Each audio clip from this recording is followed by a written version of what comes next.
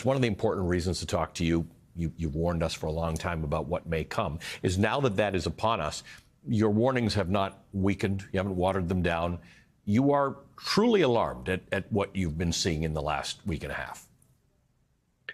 Yes, it's nothing is unclear here. These appointments are not just poor choices in a traditional sense. These appointments, each of them individually, is historically bad, but taken together, these are not people who are going to be bad at their jobs in some sort of normal sense. Taken together, these appointments suggest an attempt to actually make the American government dysfunctional, to make it fall apart, to pervert it, to have it do things that it's not supposed to do until it's not capable of doing anything at all. So, of course, one has to be attending to this.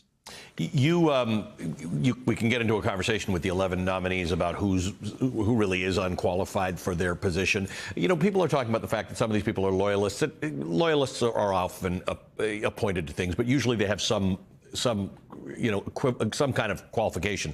I want to play something that the former Democratic Congresswoman Tulsi Gabbard of Hawaii said. She's the current nominee for the Director of National Intelligence. This was from February of 2022. Let's just listen to this for a moment.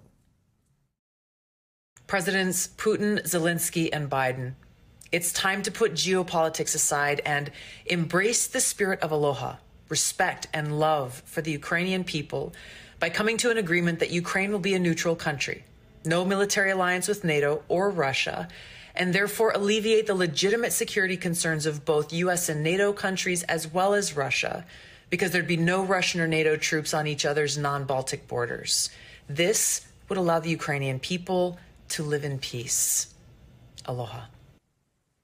Okay, I mean, I know folks from Hawaii say aloha in a lot of instances. That's not actually one of them that would be relevant. That was 33 seconds of Tulsi Gabbard telling you most of what you need to know about Russia, where she stands on this matter, with an adversary that has invaded an ally. Yeah, going back to your first question, it's not just that these people are not qualified enough. It's not just that they're totally unqualified. It's that they're anti-qualified. They're qualified to do the opposite of the thing that they're supposed to do. Tulsi Gabbard is talking in a moment when Russian forces are approaching the Ukrainian capital, when Russian assassination squads are attempting to kill the Ukrainian head of state. And she's advising people that all we have to do is summon up a magic word and in effect surrender all of Ukraine to Russia. It's an extraordinary thing to be doing, and it's not naive. It sounds naive, but it's not. It's what it's doing is trying to prepare the way for more Ukrainian suffering. It's what it is saying, he who invades is right. And that's the point I want to get to. It's not naive. And you pointed out in a post today that, in fact, the conversations between Donald Trump and Vladimir Putin, we now know, have been going on. Elon Musk has been involved in those conversations. And putting aside the fact that Elon Musk is a man who, in 3 different businesses, makes money from the U.S. government and other governments, now is going to have a seat at the table, kind of oligarchy, if you've ever heard of such a thing. This is part of a plan, something that they've been working toward, this idea. Tulsi Gabbard, as you said, as far as she's known as being a sort of a fan of Vladimir Putin and someone who carries his water.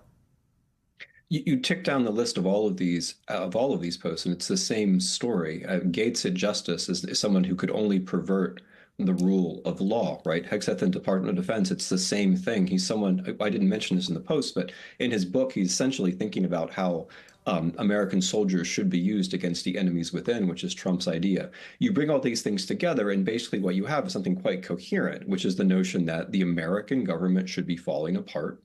American society should be in chaos, and that would be a very good thing. And of course, it's only a good thing if you're an enemy of the United States from abroad, or if you're an oligarch who thinks that somehow you're going to profit individually as everything else falls to pieces.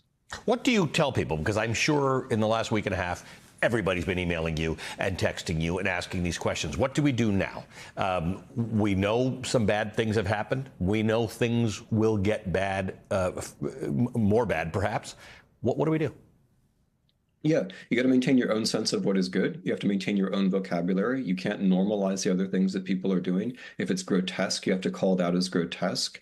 And we have to, I'm afraid, like if we're citizens, we have to get past the post-electoral moment and we have to think in terms of what's coming. We have to stop being angry at one another and perhaps think about some new alliances. And if we're elected officials, we have to slow this down and give Trump early defeats so there's not a sense of momentum. All of that.